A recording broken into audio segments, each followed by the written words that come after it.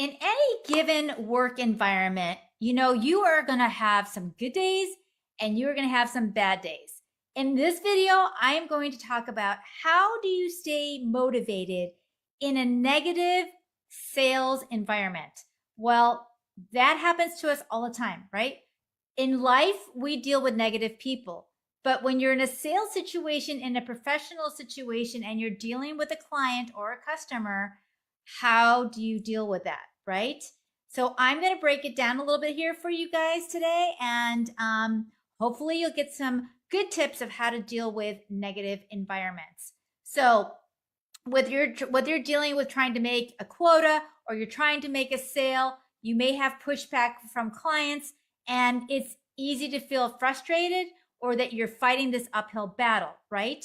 And there's strategies of how to deal with these kinds of people. And it's awesome, always hard to always even try to stay motivated sometimes at this time, because you can totally feel let down when things aren't really going your way, right? So the key to staying motivated in this environment is to keep your eye on the prize, right? Your goal is to focus on what you're trying to accomplish. And there may be some different things that you may need to do to get there. And maybe the day that you're there is not the day to accomplish that goal, right? So, but what you need to do is you need to focus on the positive outcomes that you want to achieve once you reach your goal. And keeping that positivity and focus is going to keep you on track of how to deal with these people. So here's a couple quick little tips for you that might actually help you stay focused and not worry about that little negative person that's in your thorn, okay? First thing, like I said, is you maintain a positive attitude no matter what. So no matter what the negative environment it is, it's important for you to stay professional, for you to maintain that positive attitude, for you not to cave into what kind of negative thing that they are saying about you, and focus on remaining professional and having a good positive attitude, because people will remember your attitude and how you treated them, even though they can be pretty snarky sometimes, right? So just maintain that positive attitude. And when things get tough, you just remember where that prize is that you eventually want to get to, okay? And number two is set goals and stay focused on them, right? You want to think about things and step back and remind yourself of what you're working on so hard, and keeping your goals in mind, staying focused to what you need to get accomplished. Because just because you have a hefty goal doesn't mean it has to happen that day, right? I've had $48 million territories that I had to manage by myself. And I had several clients that were 6 million each accounts that I ended up having to close.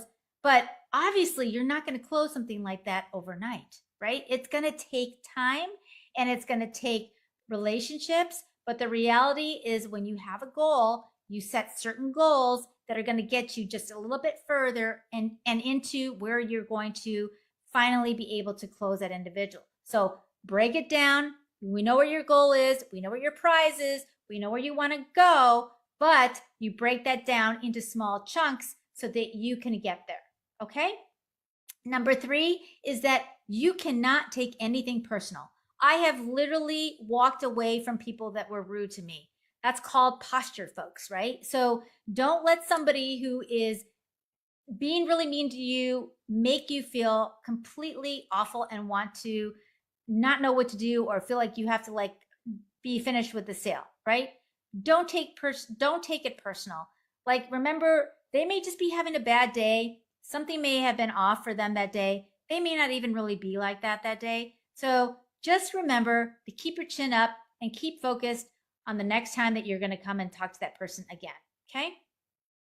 Number four is that you want to stay organized and keep track of your progress, right? This is very important. When you are organized and you have detailed notes of how you have to deal with things, maybe you want to take a different approach next time, right? Because if the approach that you had didn't work, maybe it landed on somebody negative, maybe there's somebody else that's a powerhouse in that facility or that works with your client that you could reach out to that maybe be a little bit more open-minded than that individual. Try to find out who else might be around that person that could have positive influence, that could actually maybe sing your praises. I've had situations like that before where I wasn't really getting through to one person, but there's other people that totally got it, and they encourage the other person to say, let's move forward with this decision. Let's do that. Okay. Number 5 is you want to network with other people that are in your field, right?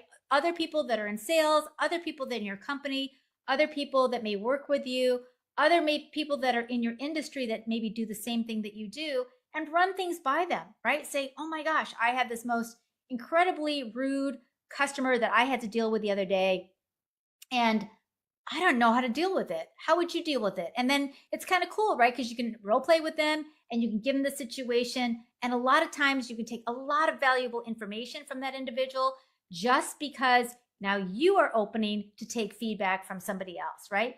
Don't let it get you down, and let them be somebody that's going to be someone there that's going to be a sounding board for you, somebody that you can be accountable to in future sessions if you need to be.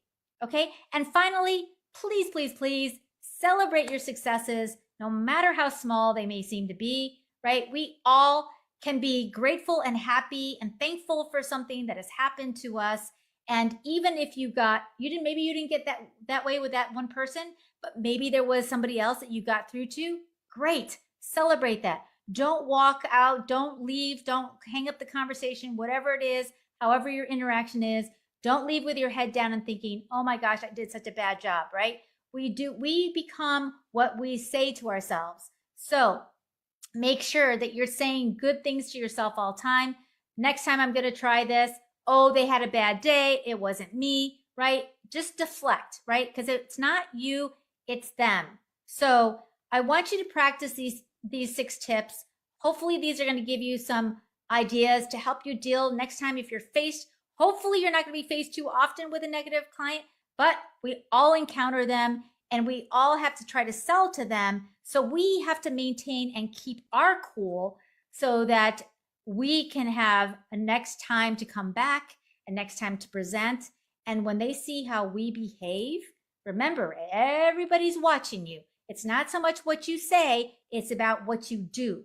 And when people watch you and they see how you behave, they're going to want to continue to do business with you. So I hope these tips were valuable to you.